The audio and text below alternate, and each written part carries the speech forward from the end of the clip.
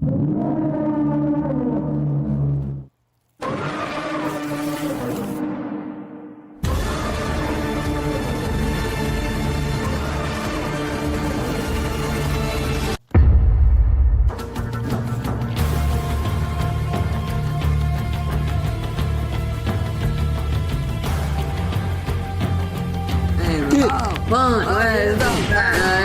boom,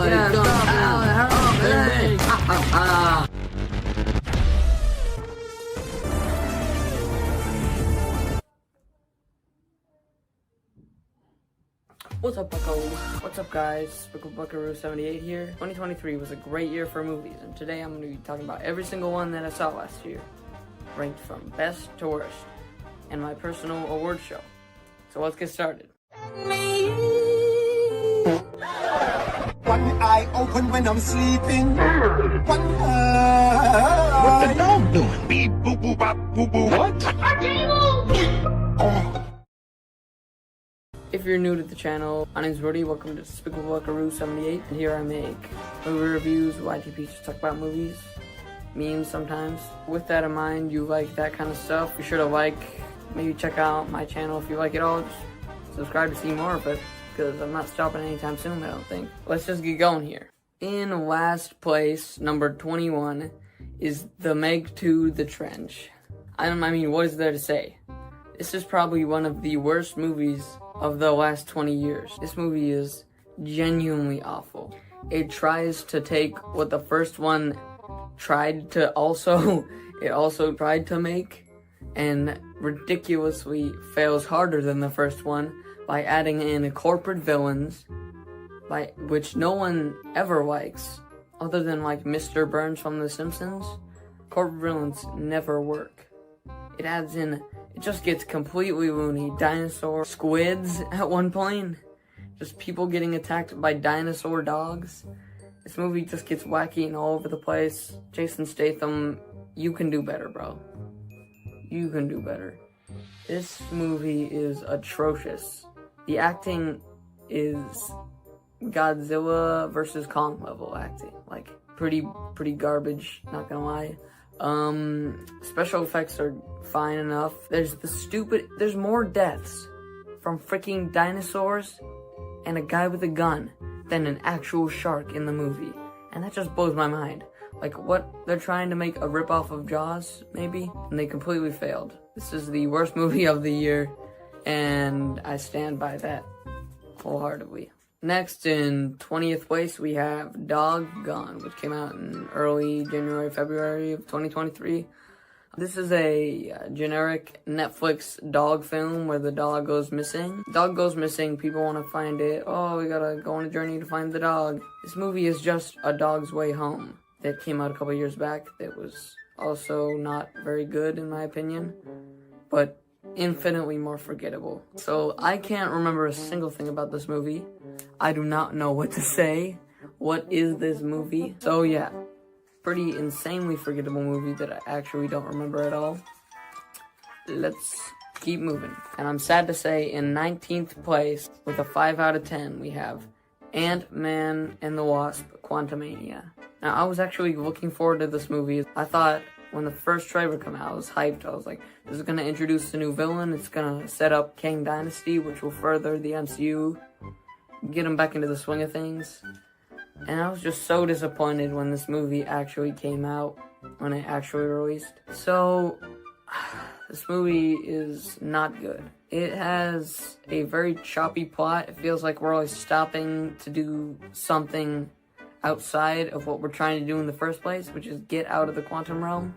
And we just get stopped in the middle. We're drinking purple juice. We're meeting Kang, of course, but in the end, it's MODOK, and the CGI does not hold up too well when you compare it to things like The Creator, Godzilla -1 of last year. Really amazing VFX. So I want to talk about Paul Rudd. Paul Rudd, as usual, is hilarious. He is not the problem with this movie. I think he's funny, as always. Some of his best action acting. He is not amazing in this movie, but he's good. He's the best part of the movie, by far. There are some cringe jokes he throws out, mostly from his daughter, actually, though. Most of the most cringe, annoying parts of the movie is when Cassie Wang speaks a word. I swear to God, I was about to leave that theater. And then we got to the Moda booty part, and then I was like, okay, I'm staying. Kang is menacing, but, like, a good amount underwhelming. He was menacing when we first meet him. He seems that he could kill Ant-Man at any second, and in my opinion, Ant-Man should have died at the end of this movie. That would have upped the stakes so much. So he kidnaps Ant-Man's daughter, makes him go into this big thing. I don't remember, I've watched it once. But in the end, as the movie is ending, it just turns into a CGI fest where Ant-Man is just summoning a bunch of ants and they're running into Kang and they're like killing him somehow. He's being killed by a group of ants and he's taking over this entire freaking quantum realm, but he gets killed by ants and a little portal that the Wasp throws. I feel like when the final fight, when it was Kang versus Ant-Man, they were like choking each other.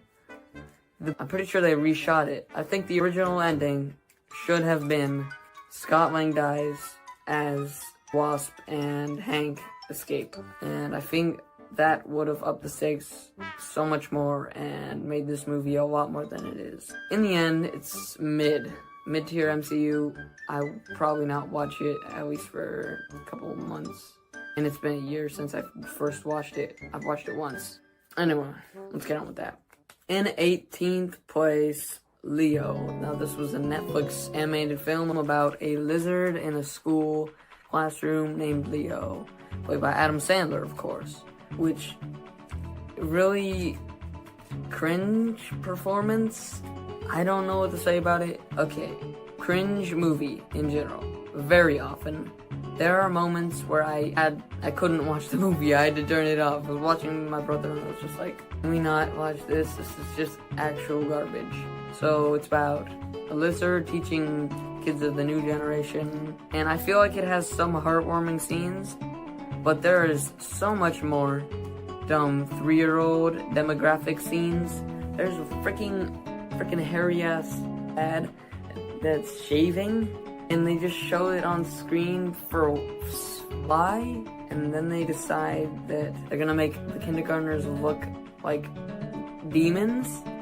Why? What are you trying to make here? This movie is so confusing. It tries to be funny often, since Adam Sandler's in it. Hilariously fails. I feel like animation's fine. It has a couple heartwarming scenes. It's like, oh, the wizard is reuniting with these kids and they're best friends. And it's like, oh no, we have to leave the wizard. In the end, I think this is a dumb movie. It's very, very mid.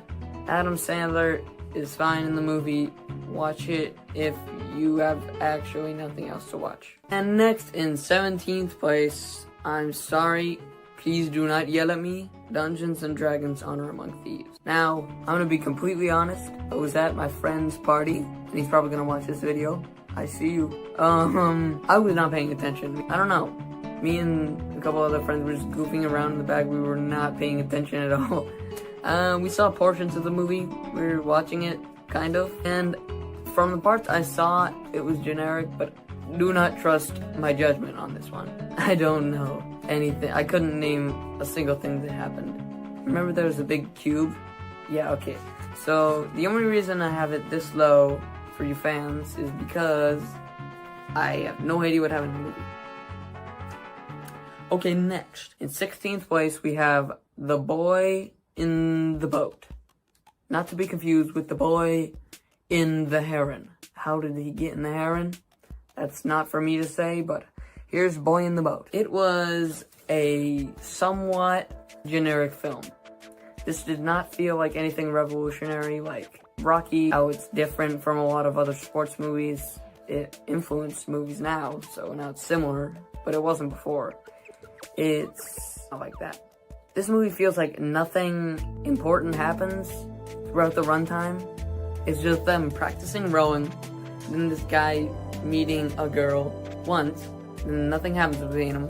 And so nothing happens important until the very end of the movie.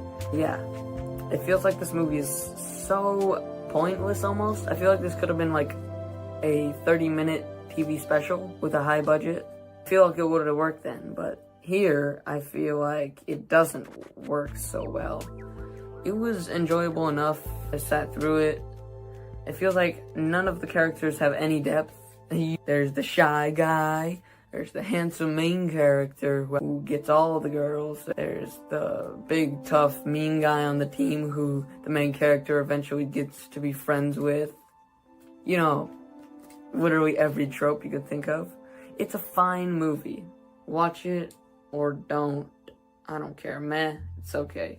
And moving on. Number 15, Creed Trace. Starring Michael B. Jordan. It does not star Sylvester Stallone, which is one of the main reasons this movie is not that good compared to all the others.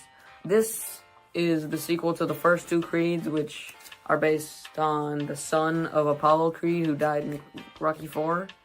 And they're usually Rocky training Creed to fight some other fighter, and that's not what this one is.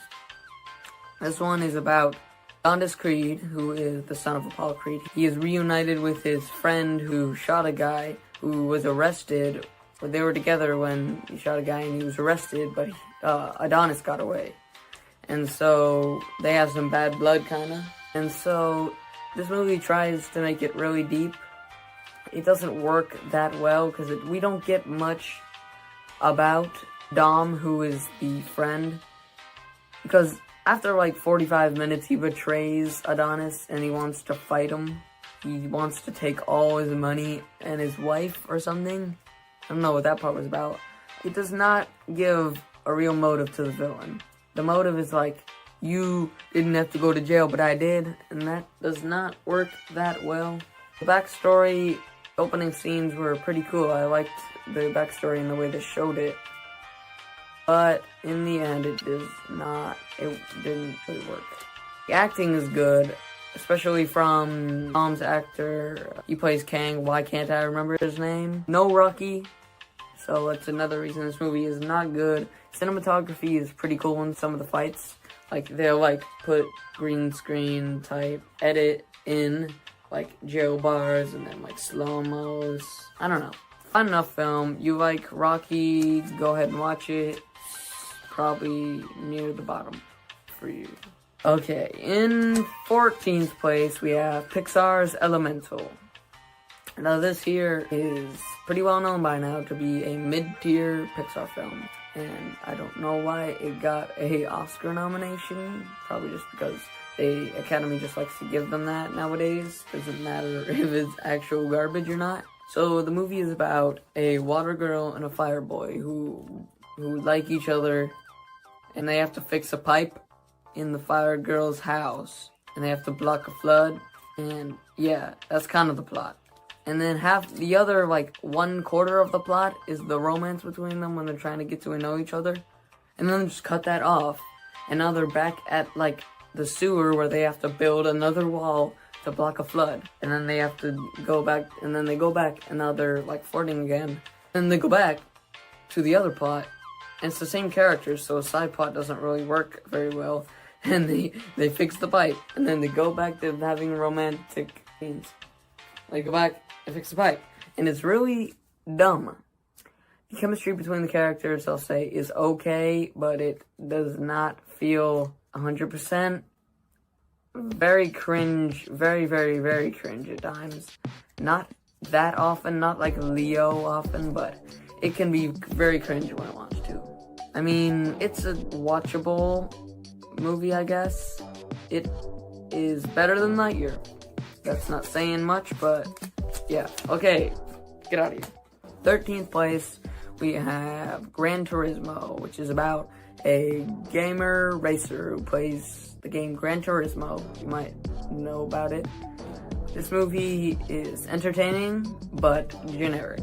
It feels like any other movie that you would see, like as a summer blockbuster, like an underdog story. It's not like those, like this is a different story, but in tones, in tropes, in feel of the movie, how the plot goes. The plot structure in general just feels like so many other movies. It feels very generic. David Harbour's in this. He does fine enough acting. Main character's actor is pretty good. Very predictable movie. As your average, like, he gets a chance. He gets better and better. Oh no, he's injured. And then he gets back up, and then he wins. It's that kind of plot.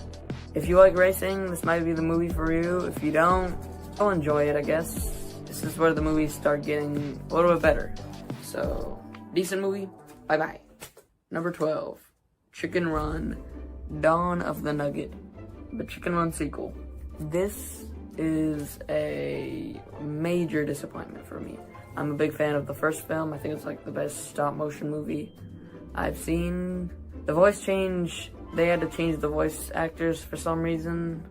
It's not that noticeable.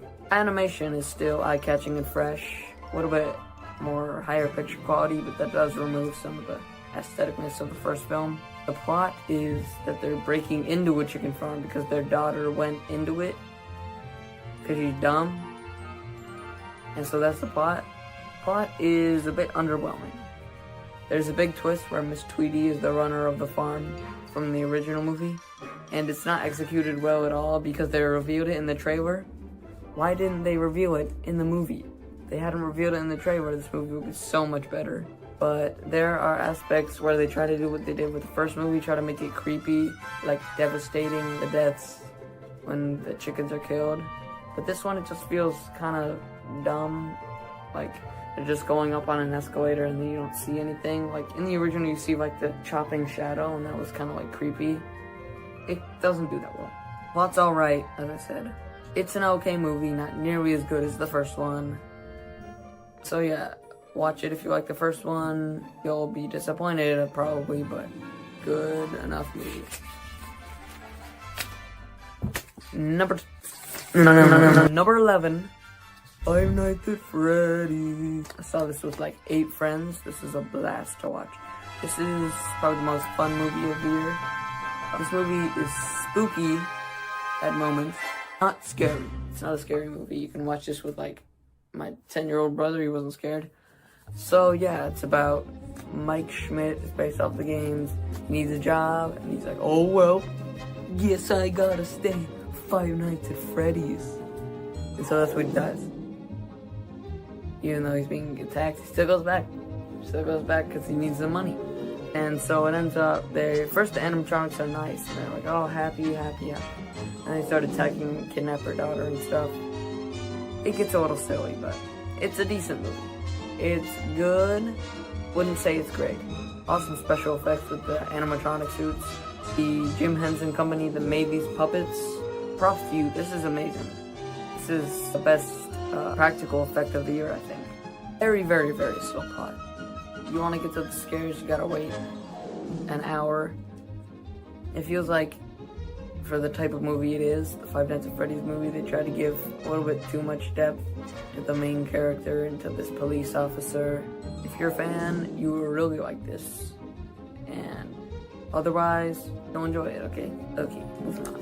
I'm recording a video.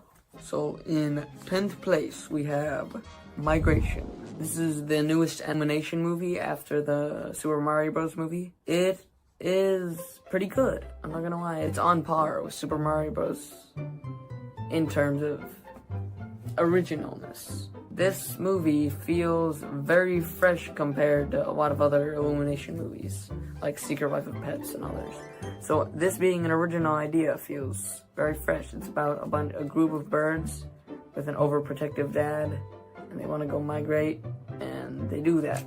And it's kind of fun. They go globetrotting. Not the most complicated plot, but you know, feels, once again, another sort of generic movie, especially in the third act. The third act gets very generic. So there's this dumb chef in the movie that they're being chased by because he wants to cook them, and so the chef chases them everywhere. He gets a giant helicopter and like kidnaps a bunch of ducks. Then the kids have to like save their parents. I don't know, man.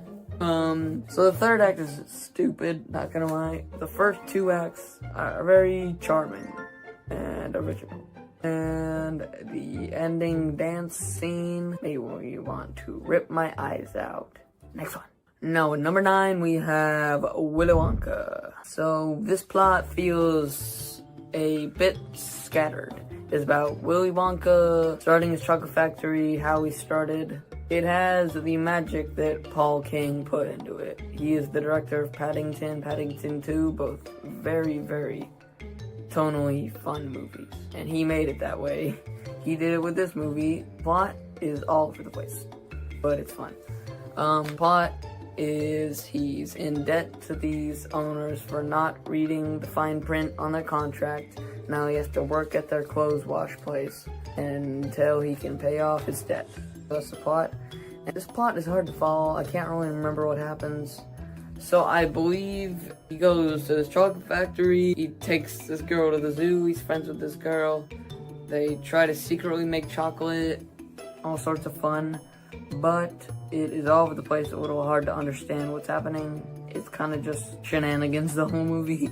Chalamet is great. He is silly. I don't know, he does his best with the role. The songs are meh, they're fine. Has a sort of feel that is magical, similar to Paddington, as I said. Kind of funny, mostly due to Keegan-Michael Key, who's always funny. If you like Willy Wonka, this is the worst Willy Wonka adaptation. It's still okay. I watch it. If I were you, just give it a check. Number 8, Don't Hate Me, is Barbie with an 8 out of 10. Hilarious movie. Plot is kind of dumb. So Barbie feels like she needs to go to the real world, so she does, and she meets his mom and her daughter, and it gets really silly and wacky, and then Ken takes over Barbie Land, and there's a bunch of monologues, and it's funny. The funniest parts of the movie obviously belong to Ryan Gosling as Ken. He makes this movie, especially with the I'm Just Ken, that entire segment. Simu Liu is also hilarious in this movie as one of the other Kens. This movie, controversial take I guess, probably not. This movie is so preachy, I swear. It is too preachy.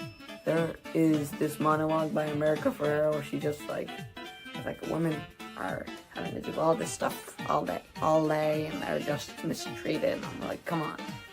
At least be subtle with it. You're just speaking exactly what you're trying to say. And not all of it is true. And that's what my mom and sister think as well. I don't know.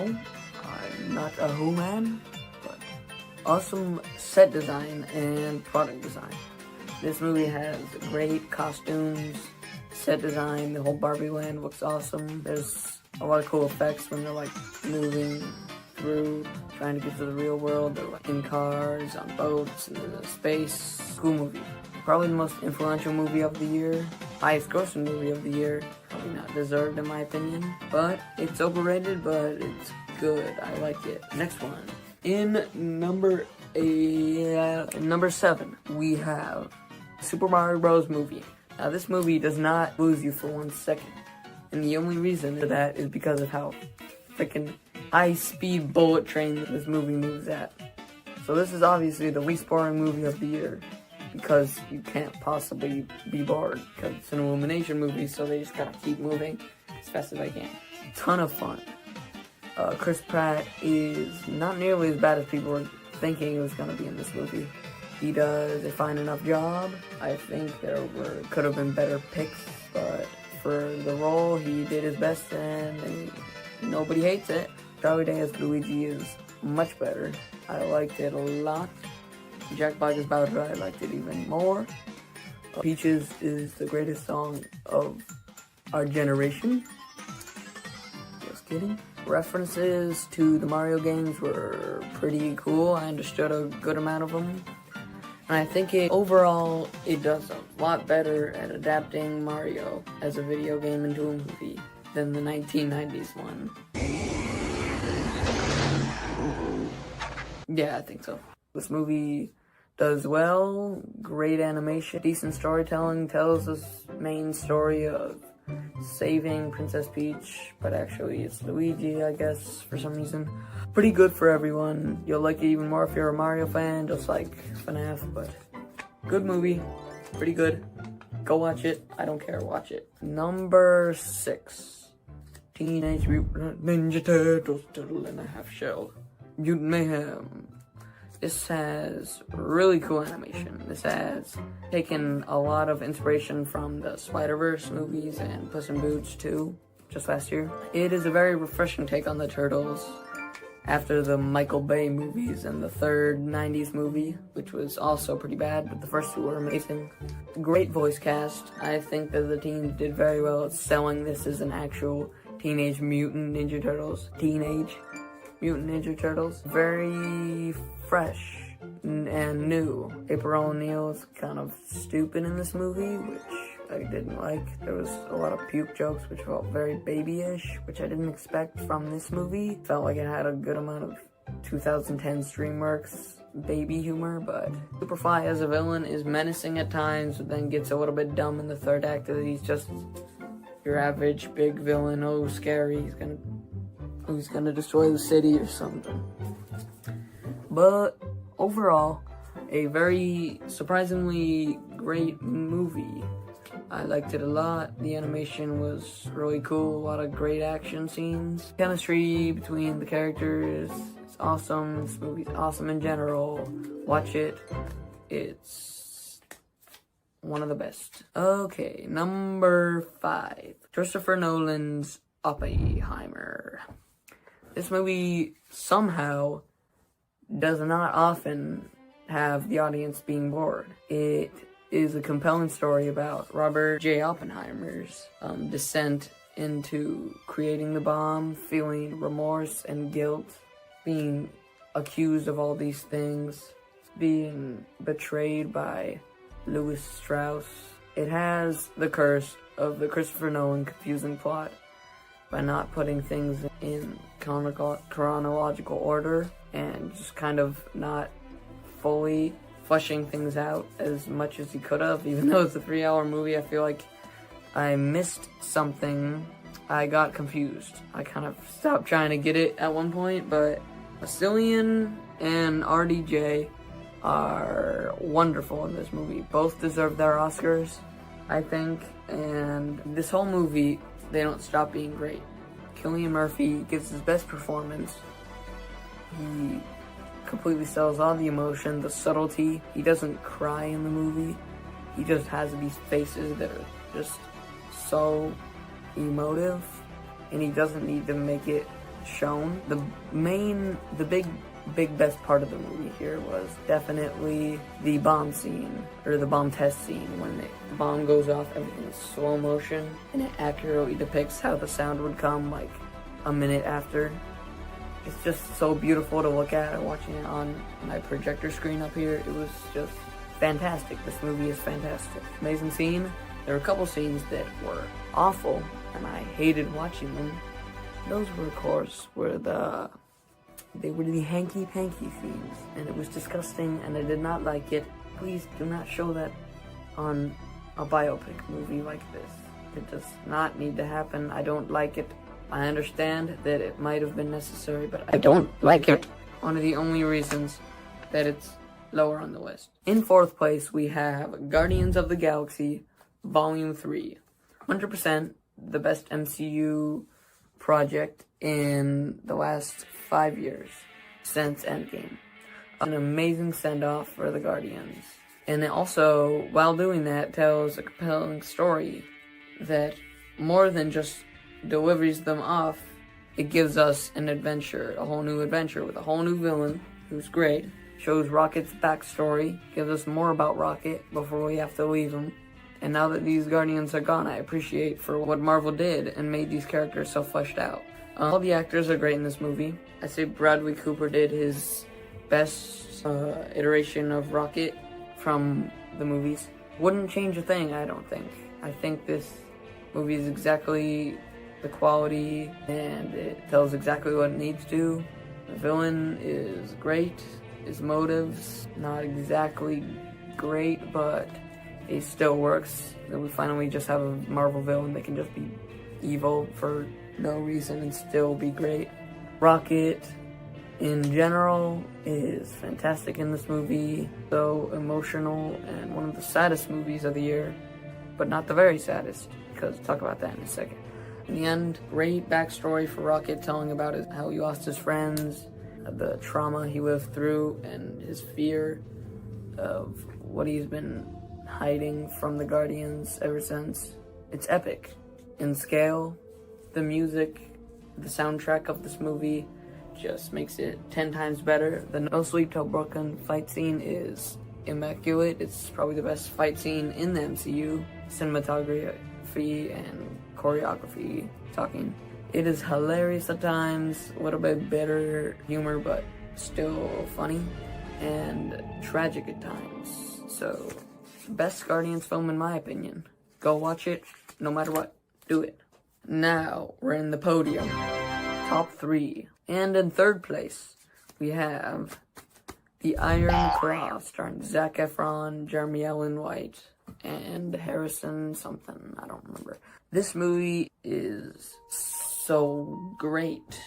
It is a tragic story of how the Von Erichs, specifically Kevin Von Erich, lost all of his brothers from depression and the stress they were going through as they were trying to live on with their lives and just keep fighting and wrestling like their dad told them to, as he was pushing them beyond what they could take. It is tragic. It is so sad. Zac Efron gives his best performance of his career, no doubt. And this movie is powerful at the end, how Kevin learns to move on, and as his boys, his sons, tell him that they'll be his new brothers, and the final shot of them just playing football, it's just goosebumps, bro. It's so good. So the chemistry between the brothers and their family dynamic is just great. The main love interest for Kevin Von Erich is also really good. Everything about this movie works. I can't tell you a thing that I didn't like or that I would have removed. The dad is the Von Erich curse, I'm convinced. He is the one that pushes them beyond the edge. He is the one that doesn't take care of them. He's mooching off them. He ends up letting them die multiple times, and it's just so tragic every time. And then when Kevin finally breaks and attacks his dad after all the times that he ruined Kevin's life, it's just so tragic. But when he moves on in the end, it's just so powerful. So that's why it's in number 3. Alright, our runner-up is The Holdovers, starring Paul Giamatti and some other dudes. This is a simple movie, a simple Christmas dramedy that I think delivers so much more than I expected. I had heard good things about it. I heard that it was great, but I didn't expect it to be this good. This movie delivers on comedy. It feels like a classic 80s movie, aesthetically and visually. It is like one. The acting, especially from Divine Joey Randolph and Paul Giamatti, is great. They deliver hilarious performances, heartbreaking other times. Just simply feels like a movie that we don't get often anymore. Has a very heartwarming aspect, different from any other type of Christmas movie we get now. It'll be like a Christmas movie that's just like generic, but this is not like that. This is something different and new, and I like that, and I like everything about this movie. This movie is amazing. It is funny and entertaining throughout. You don't get bored once, which is a common theme in these last couple movies. For his first time acting, the character that plays Angus Tully is really good. I think he does a swell job. A swell job? Why am I talking like that? So, this is my number 2. It's a great movie. You should definitely check it out. I'm gonna be watching every Christmas from now on. It's hilarious. It is sad. Divine Joy Randolph talking about how she lost her son after her husband had died before, and just she continues to be nice to the students, and then she just breaks at the party. And at the end, when Angus and Mr. Hunnam give each other a handshake and then just move on from each other, it's such a great ending. So, great movie. Watch it no matter what. I don't care. Watch it. But coming in number 1 for me If you've seen any of my other videos, you already know this. It's Spider-Verse. Spider-Man Across the Spider-Verse is the #1 movie of the year for me. This movie is visually beautiful. The score, also fantastic and beautiful at times. Just ear-pounding at times. Like, it's insane. It delivers the story and then just has dramatic scores. Perfect scores, almost, for me. It expands on what the first movie did and makes it better. It continues the already made character development of the first movie. It's just amazing and the best movie of last year. And for me, of all time. We'll get to that later. This is the best movie for multiple reasons. The voice acting is great, especially from Oscar Isaac and Miles Morales. I feel like the music, the original music by Metro Boomin is also really good. I think it is really, really good. Should have been nominated for Best Original Song. Yeah, it should have, especially Annihilate or Am I Dreaming? So throughout this movie, you're never bored, ever. And even though you're never bored, it's not a fun movie at times. It can be scary or threatening when the Spot becomes ultra powerful and then he's just, I'm gonna take everything from you, Spider-Man. And I think the Spot, even though he has not too much runtime, he's in about half the movie, he still gets a good amount of character development. And you can kind of feel for him at first. You think, oh, this guy's just an average guy, I feel bad for him. Then when he gains power, he becomes insecure and then he's just off and he doesn't care anymore. He's just gonna destroy everything he can as long as he can get revenge on Spider-Man. First half of this movie is great, especially the opening with Gwen Stacy and Spider-Man 2099. I think aesthetically, her universe is just really cool to look at. And the scene where she has to leave her dad is also fantastic. The score is fantastic there, voice acting and writing. Another thing about the movie, the writing is good, really good. The story and the plot, everything about this movie is perfect to me. I'm not saying in general it's perfect. To me, in my opinion, this is the perfect Brody movie. Despicable Buckaroo 78's favorite movie. I don't know, everything's been said about this movie. Both villains are great. The ending is great. The falling apart scene where the score is called Falling Apart in this scene where he's like trying to get home, but he's actually in Earth 42. Everything from the Kenan event when they were learning about it, then from there on is peak Spider-Man in my opinion. Peak cinema in my opinion. There's amazing scores from that point on until the end of the movie. Amazing, beautiful animation. It's just so eye-catching to look at, especially in like full 4K, watching it on a giant screen. It's just mind-boggling. The twist, I kind of saw it coming, but when they revealed it, I was just like, dude, what are they gonna do in the next movie? This is insane. An insane movie of an insane year for movies and the best movie of it. So the awards for me are going to be called the Bucko Awards and we're going to see who gets them. Okay, so guys, these are the awards that I'll be giving and here they are. First we're going to start off with Best Score. So Best Score, nominees are The Iron Claw, Spider-Man Across the Spider-Verse, and Oppenheimer.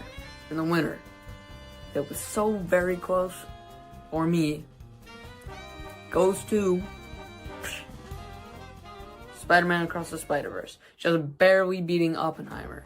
The reason that this movie won me over with the score is because Oppenheimer has Can You Hear the Music, which is so amazing and revolutionary. It's one of the most beautiful scores of the last 20 years, and that does not continue throughout the movie.